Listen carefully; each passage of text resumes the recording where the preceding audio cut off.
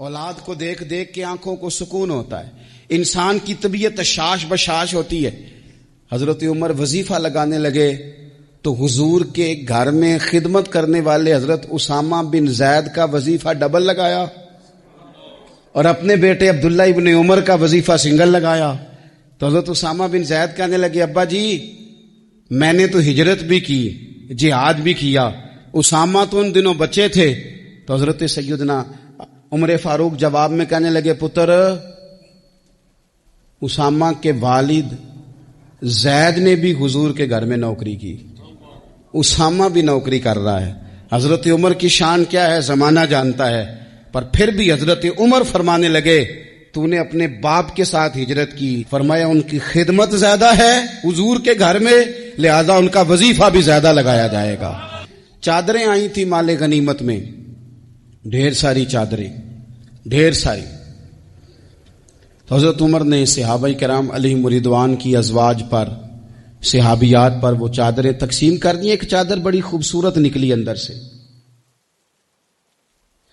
تو سب کہنے لگے حضور یہ نا خاتون اول کے لیے سوٹ کرے گی، آپ کی اہلیہ کے لیے سوٹ کرے گی، کبھی آپ گھر لے جائیں نا، یہ سب سے بہتر ہے۔ تو یہ حضرت عمر کی بالغ نظری ہے، وہ کیا بندہ ہوا جس کی ہر جگہ نظر ہی نہ ہو۔ حضرت سیدنا عمر فاروق رضی اللہ تعالیٰ عنہ کہا جناب یہ چادر بڑی حسین ہے، آپ کے گھر والوں پہ جچے گی۔ تو حضرت عمر فرمانے لگے نہیں، ایک صحابیہ ہیں حضرت ام سلیت رضی اللہ تعالیٰ عنہ، انہیں بلاؤ، یہ چادر انہیں دوں گا۔ حضور اس خاتون کو یہ چادر دینے کی وجہ بھی تو بیان کریں۔ تو حضرت عمر فرمانے لگے جب احد میں ڈھیر سارے لوگ زخمی ہو گئے تھے اور بھگدڑ مچ گئی تھی اور حالات خراب ہو گئے تھے، تو فرمایا میں نے اپنی آنکھوں سے دیکھا کہ اس ایمرجنسی کی حالت میں بھی جناب ام سلیت مشکیزہ پکڑ پکڑ کے زخمیوں کو پانی پلا رہی تھی۔ اس خاتون کی خدمات ہیں امت کے لیے، اس نے ڈیوٹی کی ہے صحابہ کے لیے، لہذا اس عورت کا زیادہ حق بنتا ہے کہ اس کو یہ اعزاز دیا جائے۔ میرٹ کی بنیاد پر تقسیم ہوگی، رشتہ داری کی بنیاد پر، تعلق کی بنیاد پر نہیں ہوگی۔ اس کا حق زیادہ بنتا ہے، اس کا درجہ زیادہ بنتا ہے، خدمات زیادہ ہیں، اس نے اپنی ڈیوٹی زیادہ اچھے طریقے سے سر انجام دی ہے۔ جب تک چیزیں آپ وسعت قلبی نہیں لاتے اپنی طبیعت میں، جب تک آپ گنجائش زیادہ پیدا نہیں کرتے، اتنی دیر تک حالات اس طرح کے نہیں ہوتے۔ پھر ایک اور مصیبت بن گئی ہے، وہ مصیبت ہے لیول کی۔ یہ کام میرے لیول کا نہیں، جب آپ اپنے لیول سے نیچے اتریں گے، پروٹوکول سے ذرا نیچے اتریں گے اور چھوٹی چھوٹی باتوں پر خود توجہ دیں گے، چھوٹی چھوٹی چیزوں پر۔ حضرت عمر جمعہ پڑھا رہے تھے، ایک صحابی دیر سے آئے۔ اب یہ نماز کا پوچھنا، جمعے کا پوچھنا، مطلب حکمران صاحب تو اوپر لیول کے ہیں، وہ تو پوچھیں گے کہ جناب میرے ساتھ تو آپ قومی سطح کا بندہ بٹھائیں، یہ والی باتیں۔ لیکن چھوٹے چھوٹے سوراخ پیدا ہوتے ہیں، پھر بند ٹوٹتے ہیں، حالات بگڑتے ہیں۔ قوموں کا اخلاق چھوٹی چھوٹی جگہوں پہ پہلے بگڑتا ہے، چھوٹی چھوٹی جگہوں پہ۔ بچہ پہلے چھوٹی چوریاں کرتا ہے، خدا معاف فرمائے اگر اسے روکا نہ جائے، پھر وہ بڑی جگہوں پہ جا کے حالات خراب کرتا ہے۔ حضرت عمر فاروق ایک صحابی دیر سے جمعہ پڑھنے آئے، تو حضرت عمر نے بعد میں بلا لیا، فرمایا تم اتنے سمجھدار آدمی ہو کہ اگر جمعے میں دیر سے آؤ گے تو باقی لوگوں کا کیا بنے گا؟ تو وہ صحابی آگے سے کہنے لگے مجھے پتا تھا آپ نے پوچھنا ہے، اور میں تو کہیں کام میں مصروف تھا، امیر المومنین میں تو دوڑا آیا ہوں، میں تو غسل بھی نہیں کر سکا، وضو کر کے مسجد میں آ گیا ہوں جمعہ پڑھنے۔ تو حضرت عمر فاروق ان کی بات سن کے خوش ہوئے، فرمانے لگے رب تیرا بھلا کرے، اس طرح کرنا، آئندہ جمعہ پڑھنے آنا تو غسل کر کے آنا، میرے نبی پاک نے غسل کرنے کا ارشاد فرمایا جمعے والے دن، غسل کر کے آنا۔ ان باتوں کا بھی، یعنی حکومت کے قومی معاملات اور عالمی نقطہ نظر بھی ان کے ذہن میں ہے، اور یہاں تک جو باریک چیزیں، یعنی حضرت عمر فاروق گزر رہے تھے تو کسی باغ کے کونے میں کھڑے ہو کے کچھ بچے چھوٹے چھوٹے بچے وہ کھجوریں اکٹھی کر رہے تھے، تو حضرت عمر نے کہا کس کے باغ میں لگے ہوئے ہو؟ سب بچے دوڑ گئے، تو حضرت سنان بن سلمہ فرماتے میں بھی چھوٹا تھا، میں کھڑا ہو گیا تو میں نے کہا حضور ہم نے توڑ کے نہیں کھجوریں کھائیں، گری ہوئی کھائی ہیں، اور آپ کو پتہ ہے جو رستے میں گر جائیں وہ اٹھانی ناجائز نہیں ہوتی، تو حضور یہ گری ہوئی کھجوریں کھائی ہیں، تو کہتے ہیں حضرت عمر فاروق بچے کی بات سن کے کہنے لگے رب تیرا بھلا کرے، تو نے صحیح بات کی طرف میری توجہ کرا دی ہے، اللہ تیرا بھلا کرے۔ اور پھر حضرت عمر رضی اللہ تعالیٰ عنہ اس چھوٹے سے بچے کے پاس کھڑے ہو گئے۔ کون؟ کس کے پاس؟ نہیں، خواب تو نہیں دیکھ رہے میں اور آپ، حکمران وقت 22 لاکھ مربع میل کا حکمران بچے کے پاس کھڑے ہو گئے، چھوٹے بچے کے پاس۔ دکان پہ غریب آدمی چڑھ آئے نا، دکاندار صاحب اللہ ماشاءاللہ ان کا مزاج خراب ہو جاتا ہے، وہ تیسری چیز کہنا وہ والی دکھاؤ تو کہتے لینی ہے تو لے تو جا، اور اگر تگڑا بندہ آ جائے تو کہتے ہیں جناب آپ اس طرح کریں نشاندہی کر دے، میں انشاءاللہ خرید کے لا کے پیش کر دوں گا۔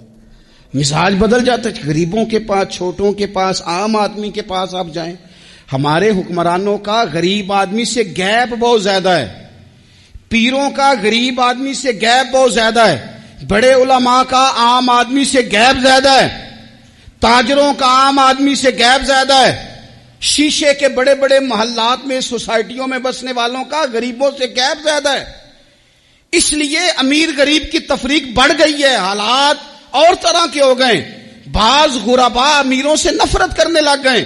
ہماری شادی بیاہ تقریبات افطاریاں ان میں ہم اپنے لیول کے لوگ بلاتے ہیں جن سے ہمیں کاروباری ضروریات وابستہ ہوتی ہیں، ہم نے اس طرح کا ماحول بنایا۔ اس کا نقصان یہ ہوا ہے کہ معاشرے میں کئی قسم کی سوچیں پنپنے لگی ہیں، وسوسے غالب آنے لگے، بعضوں کا تنگ آمد بجنگ آمد، جب غریبوں کے بچے زیادہ تنگ آتے ہیں پھر ہتھیار اٹھاتے ہیں، پھر قلم چھوڑ دیتے ہیں۔ سوچنے کی ضرورت ہے ملک میں کہ برائی جنم لیتی کہاں سے ہے۔ یہاں تک اتر کے حضرت عمر فاروق ان لوگوں سے پیار کرتے۔ اب وہ بچے نے بات سنا دی حضرت سنان بن سلمہ نے، تو جناب عمر فاروق سے بچے نے فٹافٹ ایک اور فرمائش بھی کر دی۔ کہنے لگا حضور میں نے کھجوریں زیادہ جمع کر لی ہیں، وہ میرے دوست سارے بھاگ گئے ہیں آپ کو دیکھ کے، اب میں جب جاؤں گا نا تو کھجوریں میرے حصے کی ہیں، ہوں میں غریب بچہ، ماڑے گھر سے تعلق ہے، وہ میری کھجوریں چھین لیں گے۔ حضرت عمر کے ساتھ سپاہی بھی تھے، سارا کچھ بھی تھا۔ حضرت عمر نے بچے کا بازو پکڑا، فرمایا چل میں تجھے تیرے گھر چھوڑ کے آتا ہوں۔ حضرت عمر اس غریب کے دروازے پہ دستک دے کے کہا تیرا پتر تھا، پکڑ کے اس لیے لایا ہوں کوئی امیر زادہ اس غریب کے بچے کو تنگ نہ کر سکے، اللہ کوئی ایک بھیجنا حضرت فاروق اعظم کا ماننے والا جو غریب کے بچے کا بازو تھامے اور اسے کہے کہ کوئی امیر زادہ اس پر ظلم نہیں کرے گا، کوئی اسے تھپڑ نہیں مارے گا، کوئی اس کے حصے کے نمبر نہیں لے گا، کوئی اس کی جگہ رشوت دے کے نوکری پہ نہیں بیٹھ جائے گا، کوئی اس کی جگہ پیسے دے کے آگے نہیں بڑھ جائے گا، کوئی آئے نا جو اشک شوئی کرے، جو آنسو پونچھے لوگوں کے۔ لیکن یہاں تو منزل انہیں ملی ہے جو شریک سفر نہ تھے۔ میرے عزیزو، اس نہج پر دین نے ہمیں اسباق پڑھائے، اس نہج پر۔ حضرت عمر چھوٹی چیزوں کا، مسجد نبوی شریف میں آپ نے دیکھا دو لوگ اونچی آواز میں بات کر رہے ہیں، تو حضرت عمر نے فرمایا انہیں بلا کے لاؤ، بلا کے لایا، فرمایا تمہیں پتہ نہیں یہ حضور کی مسجد ہے؟ لا ترفعوا اصواتکم فوق صوت النبی، اے پائے نظر ہوش میں آ، یہ کوہ نبی ہے، آنکھوں سے بھی چلنا یہاں بے ادبی ہے۔ پتہ نہیں وہاں سارے نعرے غلط ہیں، کسی کے مرد آباد کا نعرہ ہو تو وہ بھی غلط، اور کسی کے زندہ باد کا نعرہ ہو تو وہ بھی غلط۔ وہاں ایک کی نعرہ صرف اچھا لگتا ہے، وہ کیا ہے؟ یا رسول اللہ انظر حالنا، یا حبیب اللہ اسما۔ وہاں ایک کی نعرہ اچھا لگتا ہے کہ سونے آ گئے ہیں، نظر کرم ہو جائے، یا رسول اللہ پہنچ گئے ہیں، روزے دے دوالے نے غلامہ دیاں ٹولیاں، او ویکھو ایک پیا سن دے کروڑاں دیاں بولیاں۔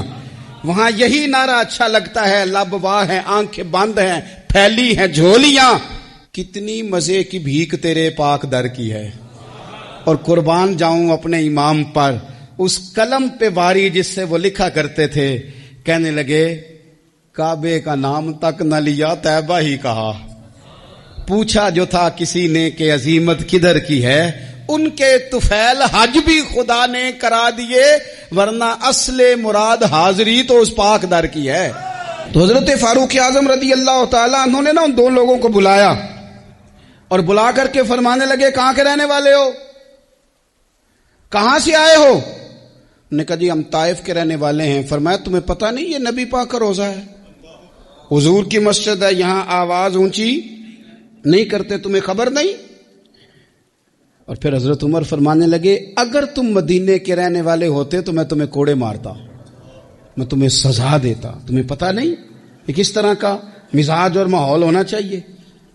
تو حضرت فاروق اعظم رضی اللہ تعالیٰ عنہ کی جو خدمات ہیں، آپ تو بازاروں میں جب جاتے تھے نا تو فرماتے تھے ہمارے بازار میں صرف وہ بندہ آ کے کام کرے جو دین کا علم جانتا ہے، جسے تجارت کے اصول پتہ ہیں وہ آئے، دوسرے کو بیٹھنے نہیں دیتے تھے۔ اپنے مزاج کے لحاظ سے، اپنی طبیعت کے لحاظ سے مخلوق کے لیے دلوں میں نرمی رکھتے تھے، مزاج میں نرمی۔ ایک بات آپ نے کئی دفعہ سنی ہوگی، میرا بڑا دل کرتا ہے پھر سے اس کو دہراؤں، میں نے اسے سینکڑوں بار پڑھا ہے۔